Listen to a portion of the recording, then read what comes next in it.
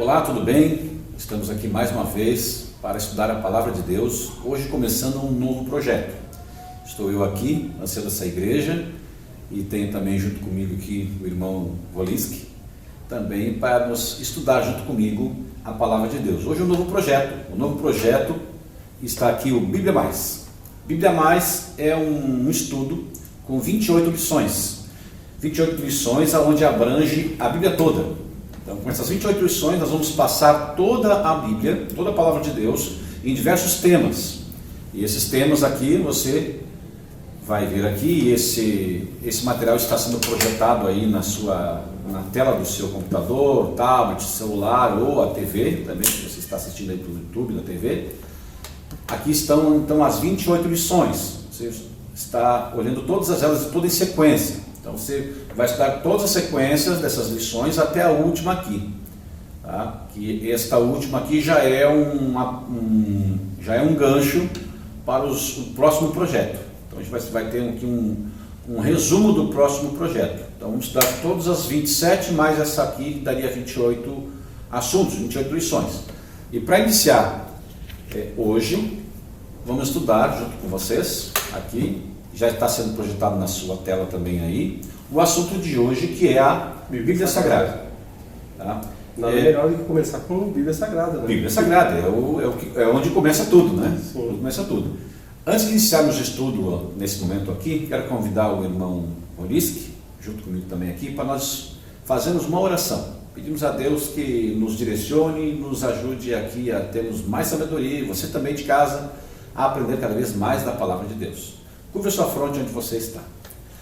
Santíssimo Deus, amado Pai, queremos, Senhor, a cada dia aprender mais das Tuas palavras. Queremos, Senhor, cada vez mais crescer em Cristo e crescer contigo, Senhor, aprendendo mais daquilo que Tens para nós. Nos ajuda, Senhor, aqui, junto conosco, junto com os amigos que vêm estudar a Bíblia conosco, para entender cada vez mais da Tua Santa Escritura. Te agradeço, Senhor, por tudo, em nome de Jesus. Amém. Amém. Irmão Wolinski, aqui nós temos então o assunto sobre Bíblia Sagrada. A Bíblia Sagrada, nós sabemos que todo cristão sabe que é a sua regra de fé e prática. Você também aí que está assistindo, todos vocês sabem, nós sabemos aqui que nós somos adventistas do sétimo dia. Mas não só adventistas, mas todas as igrejas e as denominações religiosas do cunho judaico-cristã, tanto calvinista como arminiano, todos usam a Bíblia, a Palavra de Deus, como regra de fé e prática. Sim. Tá? Então esse estudo também tem a ver muito com a sua Bíblia que você usa aí. Eu estou usando aqui uma versão revista e atualizada, tá? Da Sociedade Bíblica, uma Almeida, revista e atualizada. Tá? Você deve ter também em casa... Mesma coisa, né? Uma revista Almeida, revista atualizada. Isso. Você deve ter em casa também uma revista atualizada. Talvez você tenha uma revista corrigida. Não tem problema, pode usar a sua revista corrigida. Tá? Nós estamos usando a versão Almeida e atualizada. Até lembrando, né, que tem várias versões, como agora a nova versão internacional, chamada NVI. Né, tem a King James, que é a traduzida da língua hebraica, né, da língua de Cristo para o americano, então traduzida para nós, então é americana essa tradução. E tem outras mais atuais, como eu esqueci o nome, Bíblia a Mensagem, se não me engano. Tem a Mensagem. Ela é muito gostosa de ler, assim, é uma leitura mais suave, né? Ela traduz bem para o tempo de hoje, assim, o que você fala no cotidiano, né? Não é aquela linguagem mais rebuscada que às vezes tu tem que ir no dicionário e saber o que quer dizer isso aqui. Né? Por exemplo, vou dar um exemplo. O que é concubina? Né? A pessoa pode perguntar, tem gente que não sabe o que é, e não é errado não saber. Você vai no dicionário e procura concubina, entendeu? E você vai achar. Eu tenho aqui, eu trouxe para mostrar para vocês, em casa, uma pequena parte aqui da minha biblioteca, o dicionário de Bíblia Almeida. Sim. Você tem uma Bíblia Almeida aí, essa é a João Ferreira de Almeida. Tá? Tanto faz revista atualizada ou revista corrigida, a sua é Almeida também. Então aqui nós temos aqui o dicionário de Bíblia Almeida. Sim. Aqui. E aí, você pode também, além de usar o dicionário de Bíblia Almeida, que seria o dicionário da Bíblia, a própria palavra que ele falou que é concubina, Sim. Com certeza está ali. Procurou ali, é que nem um dicionário. Você pode encontrar esse dicionário em livrarias cristãs. Tá? Você vai encontrar aí, talvez na internet, mas também em livrarias cristãs. Qualquer livraria cristã, né? Não importa a denominação religiosa, você vai encontrar um dicionário de Bíblia. Sim. Pode também acrescentar ao dicionário de Bíblia um dicionário de português. Sim, bem melhor. Né? Ele é grandão, né? Mas é o dicionário que nós temos em português, que você tem aí, talvez tenha aí em casa aquele pequenininho, né? Mais condensado, mas é um dicionário de português. Por quê? Porque às vezes a gente precisa, para estudar a Bíblia, irmão, ver a etimologia das palavras, né? Sim. Ver a etimologia das palavras, né? Como ela surgiu, como é que é. Então, às vezes precisa fazer comparações do dicionário que a gente tem, né? Que a gente usa na escola, dicionário português, com o dicionário de Bíblia Almeida. Então, não quer dizer que você não vai usar esses materiais separado da sua Bíblia, né? Mas em conjunto. Em conjunto. Eu trouxe aqui também algumas coisas aqui, ó, para ajudar você também aqui. Existe, por exemplo, a Bíblia infantil. Sim. O que seria essa Bíblia infantil? Para criança da Bíblia Almeida normal, assim? Ela é ilustrada. Para criança tem que ser mais lúdico, né? Mais lúdico para criança. Então, as crianças também podem aprender através de uma Bíblia ilustrada. Sim. Né? Você também vai encontrar essa Bíblia infantil, né? na cpb.com.br, que é a Casa Aplicadora Brasileira, que seria a gráfica nossa, né? A nossa editora adventista. Você vai encontrar cpb.com.br e pode comprar aqui a sua Bíblia infantil, ou também em livrarias evangélicas, né? Também não vai ser difícil de encontrar aí a sua Bíblia versão para infantil. Outras versões de Bíblias, nós estamos usando aqui uma revista atualizada, existe a Mormon, sim, que é uma outra versão de Bíblia também, né? Nós usamos a revista atualizada. Essa aqui é uma Bíblia Mormon dos nossos irmãos da Igreja de Jesus Cristo dos Últimos Dias, São dos Últimos Dias, do livro Mormon.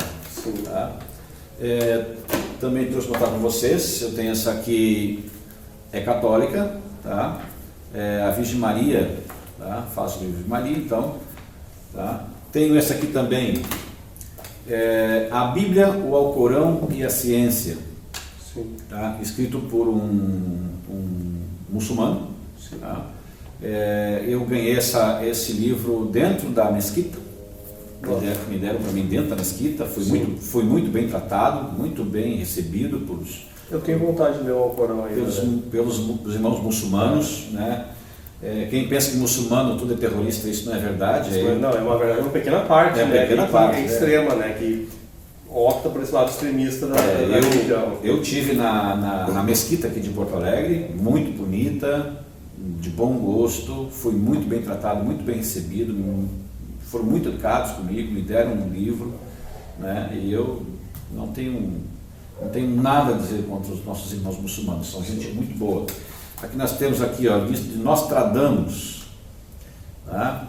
Esse aqui também é antiguíssimo, chega a ser as páginas amarelas, tão velha, né? O Nostradamus. E este aqui, hindu, tá? Hindu, aqui fala sobre o hinduísmo, a Zendavesta, o Brahma, né? Tudo mais. Por que eu estou mostrando isso para vocês? Tá? Por quê? Porque existem muitas e muitas opções. Sim, de livros ditos sagrados. Isso, tudo aquilo ali que eu mostrei para vocês aqui, para aqueles que os usam, são livros sagrados. Sim. Assim como a Zendavesta lá e aqueles livros ali para os hindus é uma coisa sagrada, assim como o Alcorão é uma coisa sagrada para os muçulmanos, a Bíblia para nós é a Bíblia sagrada. Sim. Tá? Ela é a palavra de Deus. Agora, aqui como diz no texto, por exemplo, aqui no nosso estudo, diz o seguinte: Bíblia a palavra Bíblia vem do grego biblion, que quer dizer coleção de livros.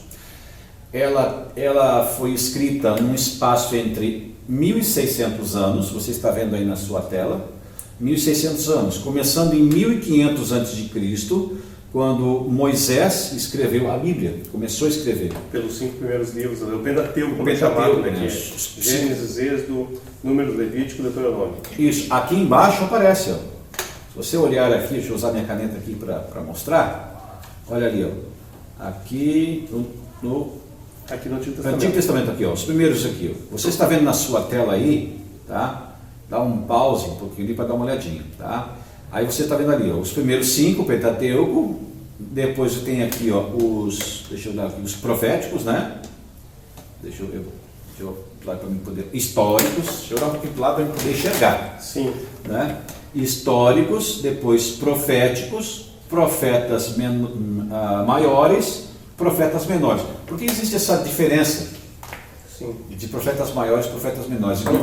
Pelo tamanho do livro? Não, é o tamanho do livro. Tipo, Naum, Osés, não, Naum, Osés. Por exemplo, ali, ó, profetas maiores, aí pegam Isaías, um livro grande. 66 capítulos, né? Então é profetas maiores, aí pega lá Naum, pequeno, profetas menores. Isso não quer dizer que o profeta é Abacuque, é pequeno também. Então quando fala profetas maiores, profetas menores, não está dizendo que aquele profeta tem mais importância. Mas menor no sentido de escrita. Menor no sentido de tamanho da escrita. Escreveu menos coisas. O Isaías lá escreveu um livro dessa grossura. O outro escreveu um livro pequenininho. Então ele escreveu pequenininho, o profeta menor, o profeta maior, só por isso.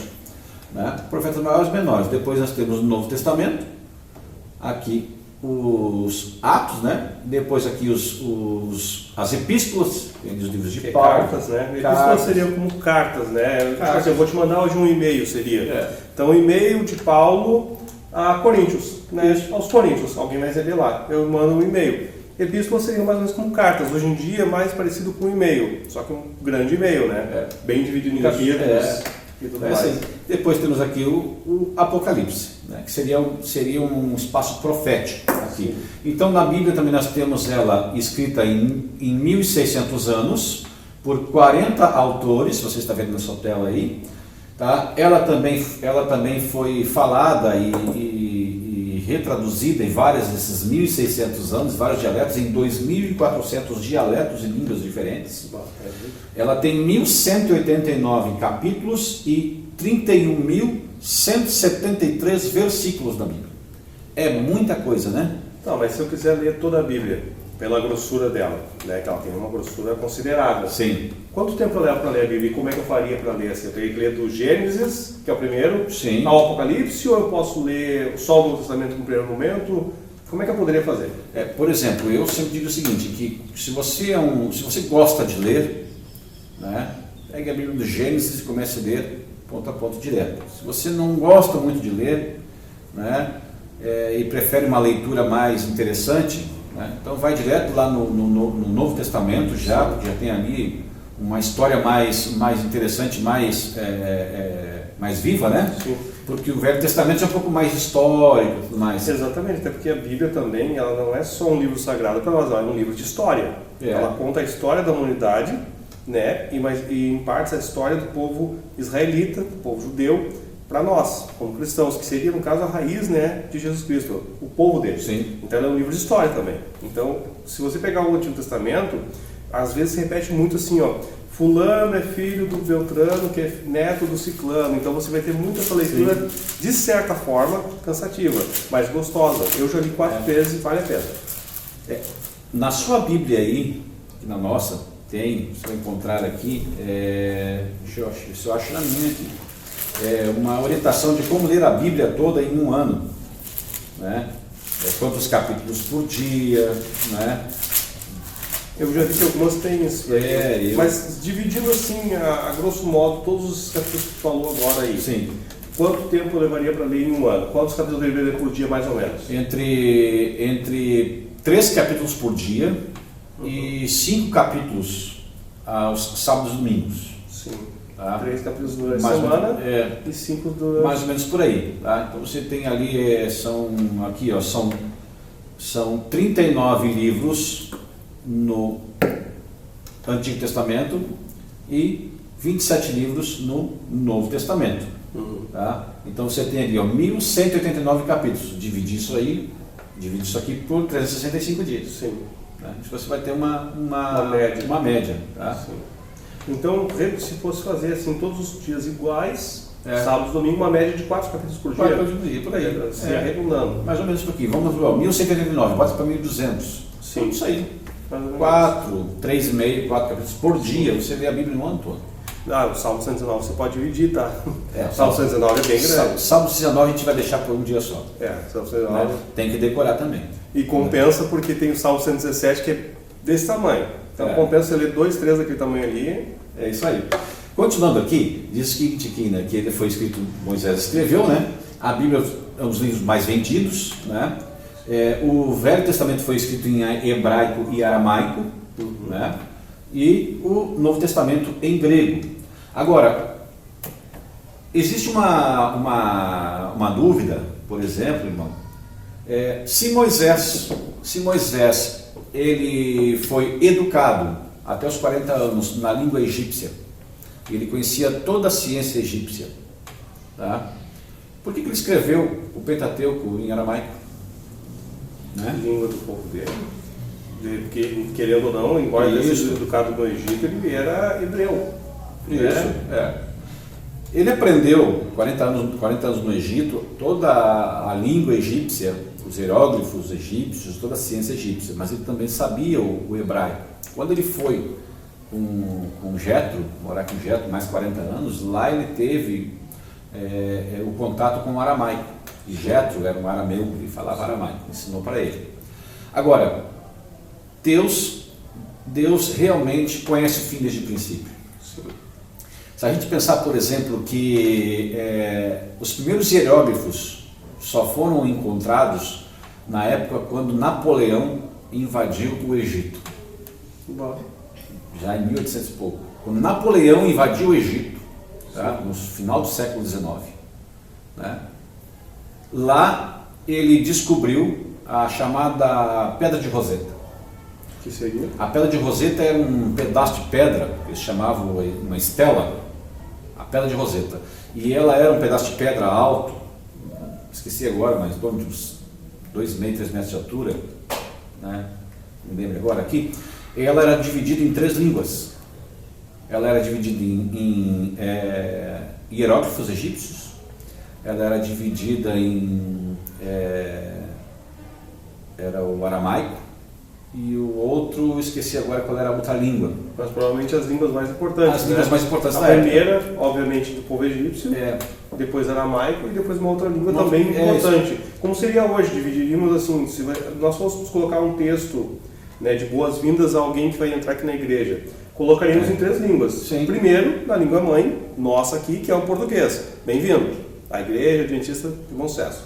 Segundo, em inglês, welcome. E terceiro, em espanhol, né? Bem-vindo seria, se não me engano. Agora, vamos supor então, aí a partir dali, a partir de Napoleão, né, enfim, então veio o iluminismo e começou o descobrimento da arqueologia, da egiptologia, as múmias, tudo mais, né? Começou então essa ciência, começou a se multiplicar muito grande. A partir dali então, né, veio um arqueólogo alemão, ele veio e fez as traduções. E a partir dali começaram-se então a entender os hieróglifos egípcios. Sim. Até então uma língua desconhecida.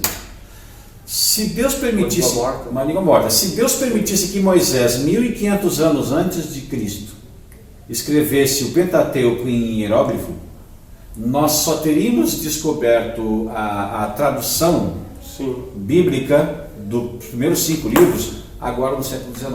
Sim. Aí é complicado, bastante tempo, sim. Olha quanto tempo, estaríamos 3.500 anos atrasados no tempo.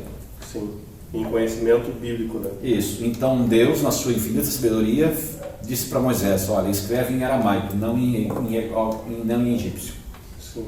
Né? Porque o aramaico era uma língua daquela região ali, do Jetro, mas era uma língua que não tinha vogais, era uma língua só com consoantes. Só com consoantes. Mas depois, com o povo de Israel usando o aramaico, com o seu hebraico que tinha consoantes, né, a língua começou a melhorar, a escrita começou a melhorar, então ela passou, o aramaico passou a agregar as letras, as vogais. Tá, então quer dizer que o tetragrama, no caso o nome de Deus, está escrito em aramaico. Porque ele tem 4 consoantes, isso, né? Seria isso. Tá. Seria o tetragrama. Vai entender, o tetragrama, o nome de Deus, o eu sou, isso. Que é o Iá, né?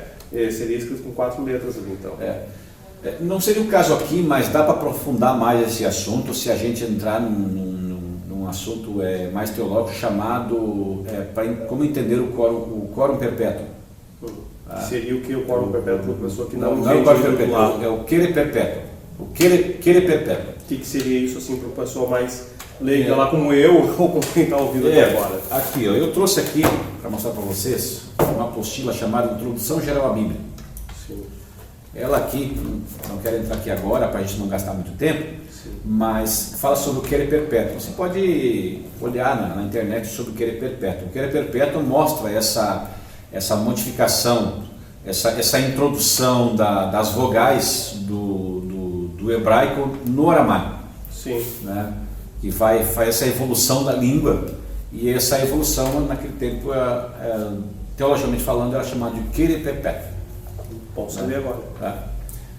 Continuando ali, quero virar essa página aqui, para que vocês possam aproveitar bem, já está sendo projetado na tela de vocês.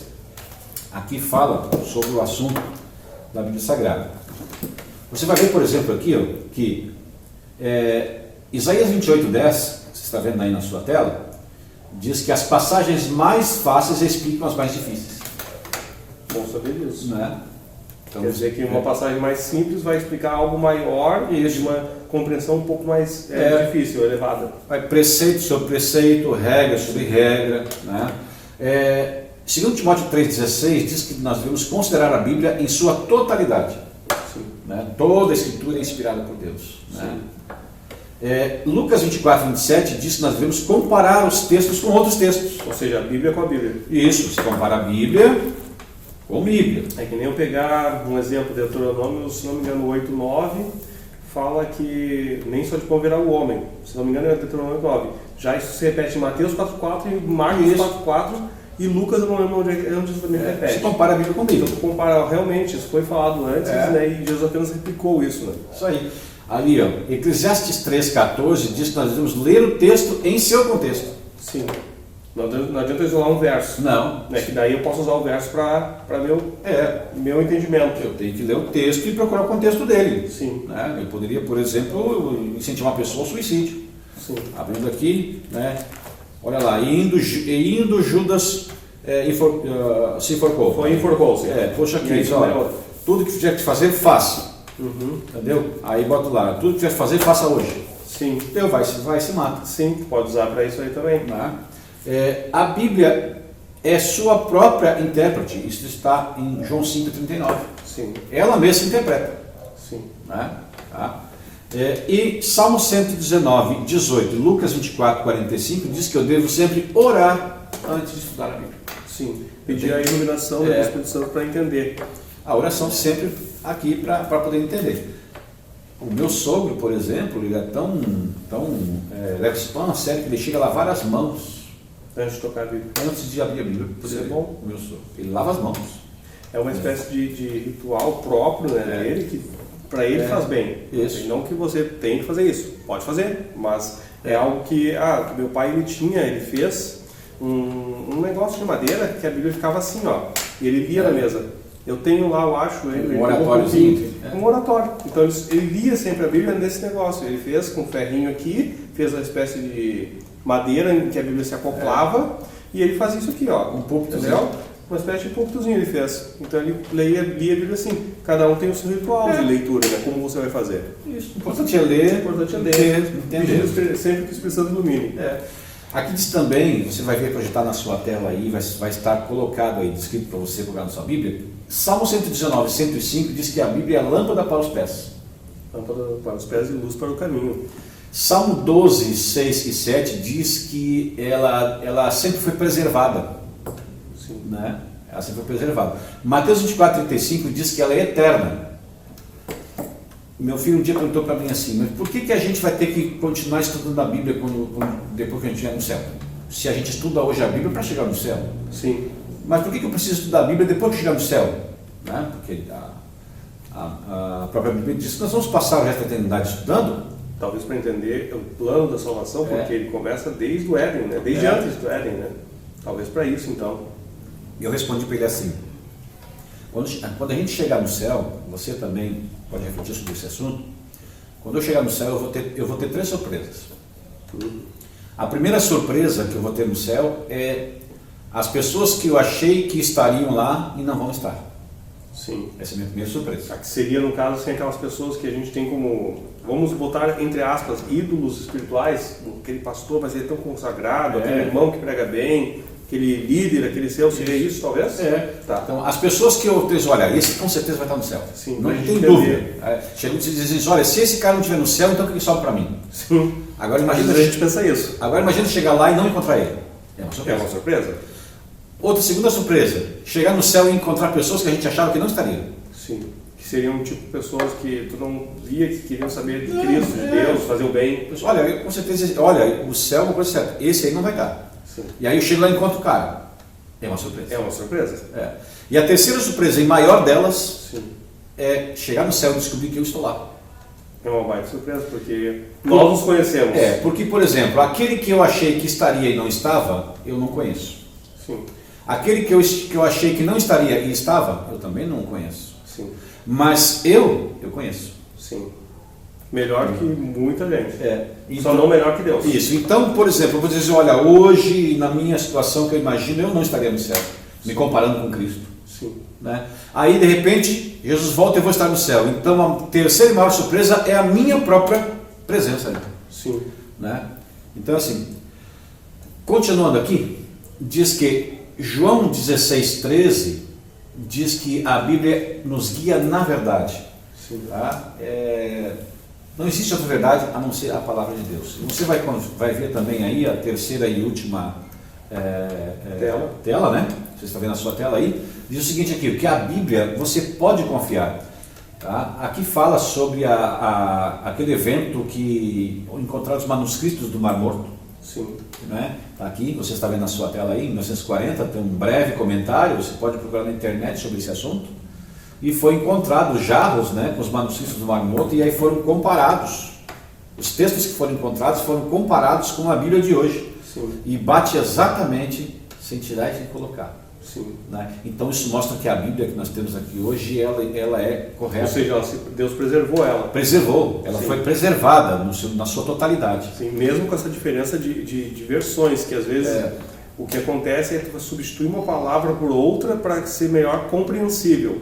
Sim. Por exemplo, palavras que não se usam mais hoje em dia, que nem farmácia antigamente era feita com PH, como Philips, né? Era com PH, então hoje não se escreve mais assim, então tem diferenças apenas de linguagens, mas o conteúdo lá ele remete para a mesma coisa, ele quer dizer a mesma coisa em qualquer uma das Bíblias. Aqui diz também que é unidade, né? Em 1600 anos 40 autores passou. Já pensou numa panela onde 40 pessoas botam a mão? Não vai ficar igual. Vai ficar igual. Não vai ficar igual. Porque eu penso diferente de ti. Ambos somos adventistas, mas a gente pensa diferente em algumas coisas. Sim. O que não quer dizer que vai nos desabonar um ou outro aí para o céu, ou ser mais amado ou menos amado por Cristo, porque Cristo ama todos. Mas eu posso gostar do azul, ele pode gostar do vermelho, e isso não tem nada demais, entende? As pessoas podem ter diferença, até porque como Deus criou as flores e são diferentes e a beleza está na diferença, todos esses 40 autores, com todos os cristãos, são diferentes, mas são unidades em Cristo. É isso aí. E a unidade aqui, por exemplo, então a pessoa que escrevia o livro, né, o profeta ou o patriarca, ele escrevia de acordo com as suas próprias experiências. Sim. Tanto que nós temos pescadores escrevendo os primeiros 4 livros, mas dentre esses 4 primeiros livros, um é doutor. Lucas não era pescador. Para ser doutor, você estudou. Vocês médicos, você sabe disso. E ele escreve, tanto que a escrita de Lucas é um pouco diferenciada. E existe também a ideia de que o livro de Atos foi escrito por Lucas. Atos também? Também. Você não sabia. Achava que era por Paulo. Isso. O livro de Atos, existem estudos que podem ser levados a crer que o livro de Atos foi escrito por Lucas. Bom saber disso. Né? Tá? Continuando aqui, o poder transformador da Bíblia, né? Aquela história, né? Vamos pegar aqui, por exemplo, o que eu separei aqui, vamos pegar aqui o dicionário, né? O dicionário que eu trouxe aqui. Tá? Você pega o dicionário, vamos pegar o dicionário e a Bíblia. e vamos dentro de um presídio.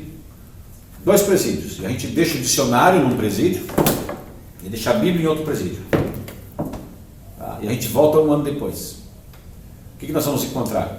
Nós vamos encontrar lá, onde foi deixado o dicionário, nós vamos encontrar presos, que sabem palavras difíceis. Entendeu? Que ainda vão ser estupradores, assassinos, assaltantes, pessoas extremamente violentas, mas agora com conhecimento. Mais cultos. Mais cultos. Né? Tá? Em compensação, nós vamos na outra penitenciária, né? Outro presídio que deixamos uma Bíblia, e nós vamos encontrar o quê? Nós vamos encontrar pecadores convertidos. Lembrando que pecadores todos nós somos. Todos nós somos. Né? Então lá eles podem ter o arrependimento através da Bíblia. É isso aí. Por isso, e as profecias cumpridas, né? Tudo que está na Bíblia, que Cristo prometeu que cumpriria, ele cumpriu. Então, você possa aí aproveitar esse estudo, rever. Só fazendo um adendo, né? Num dos próximos vídeos aí vai estar o meu cunhado, né? Não sei se vai dar tempo de dar um breve testemunho dele, mas para ver, resumindo a vida dele, todo mundo sabe, então eu posso falar aqui. Ele era drogado e hoje ele é um ancião de igreja, uma pessoa casada, uma pessoa de bem, uma pessoa que faz bem, e provando que a Bíblia tem esse poder. Não a Bíblia em si, na verdade ela leva a quem tem o poder de transformar, que é o Espírito Santo. Então, nos próximos, se eu conhecer ele vai estar dando testemunho dele brevemente aí para vocês saberem. A gente volta nessa questão do a Bíblia transforma, né, que agora vão ser outros estudos ali. A gente volta nessa questão da Bíblia transforma para ele dar o testemunho dele. Amém. Para quem não está habituado com o nosso linguajar adventista, ancião seria a mesma coisa que presbítero. Isso. Ele seria um líder na igreja, né? Ali na linha abaixo do pastor, quem representa a igreja. Isso. Como José é aqui o ancião dessa igreja, sim. Então ele depois do pastor, quem representa essa igreja aqui é ele. Isso é. Então o ancião, presbítero, bispo, seria tudo nessa mesma linha. Isso aí. Irmão Boliski, para encerrar então o estudo aqui nesse momento sobre Bíblia Sagrada, você também aí, espero que tenha aproveitado muito bem. Se gostou, compartilha, curta esse vídeo, coloque lá seu comentário, suas dúvidas, perguntas, ideias também, se você quiser colocar para nós ideias aqui, ou comentários, enfim, fique à vontade lá. Tá? E nunca esqueça de ter sempre a sua Bíblia à mão. Sim. E para que ela não venha a ser apenas um enfeite de cima da sua prateleira ou um desodorante que muitos usam debaixo do braço apenas. Só para levar. Né? Faça uma oração então para nós, irmão. E você que está lá assistindo também, curva sua fronte e vamos orar. Santíssimo Deus, mais uma vez obrigado porque aqui o Teu Santo Espírito esteve e nós aprendemos um pouco mais sobre a Tua Palavra. Te agradecemos, Pai, por esse conhecimento que o Senhor nos disponibiliza. Também te peço que abençoe cada um que está vendo esse vídeo, a nossos familiares, que o Senhor venha abençoar a leitura deles, o entendimento deles sobre esse livro sagrado. Amém. Lembrando que esse livro sagrado leva ao único caminho de salvação, que é Cristo Jesus. Amém. Te pedimos essas bênçãos não merecendo, mas por Cristo Jesus. Amém. Amém.